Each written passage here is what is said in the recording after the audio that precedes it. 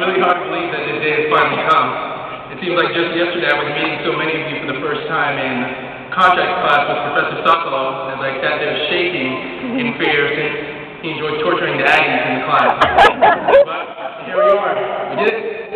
But don't worry, no, I'm an Aggie. I'm going to put my Aggie hat to the side, and I'm going to speak with you for a few minutes about, from the heart of a Longhorn. That's right, I said it, a Longhorn. First of all, I'd like to say that I'm truly honored and humbled to stand before you as your class president. I'd like to first extend a heartfelt thank you to all my colleagues for trusting me with this position. I'd also like to thank my mom, my family, my friends, and my roommate Daniel for their friendship, for their support, love, and encouragement. I couldn't be here without you. On behalf of the graduating class, I'd like to also extend a thank you to all the family members, the friends, and future clients as well. Sitting out there in the audience, we're here today because of your encouragement and your support, and that's why we stood before you as the class of 2010. To my classmates, we've come such a long way, and I'm sure we have the wrinkles, we have the buckets of tears, and the empty bottles of Jack's fruit. But even though it seems like the journey is coming to an end, it's not. In the coming days and weeks, I urge you to take the time to reflect on what you've just accomplished and what you've been equipped to do. And ask yourself, what legacy will you leave behind? When faced with a challenging situation, will you compromise and take the easy way out? Or will you stand on the principles of justice and fairness and be a person of honor and integrity? Will you, like him and Sweat, work to challenge the status quo to ensure that your grandchildren aren't dealing with today's injustices tomorrow?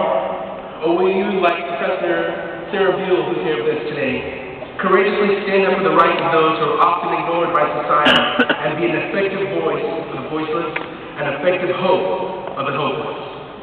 When you are long gone from this place, you'll be able to turn back and ask yourself, what did I accomplish?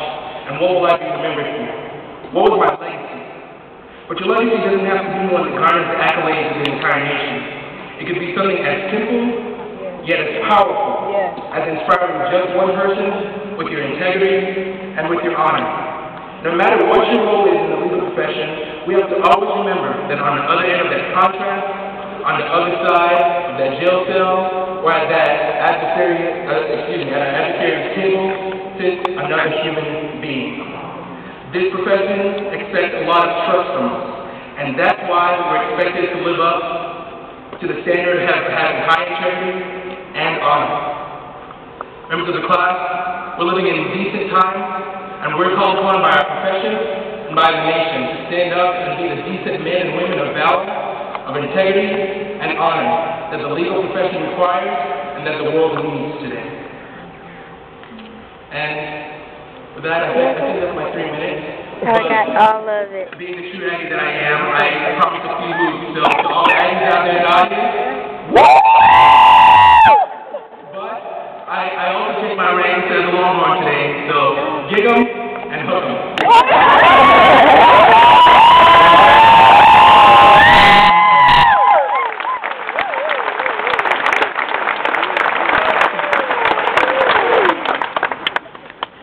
The speaker for today's sunflower ceremony is a happy reminder that intelligence, humor, and politics do indeed go together, because he embodies these in a splendid blend, and we're very, very lucky to have him.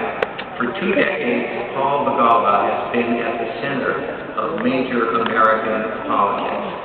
He's been there as a strategist, as an advisor of presidents and others, and as a prominent commentator.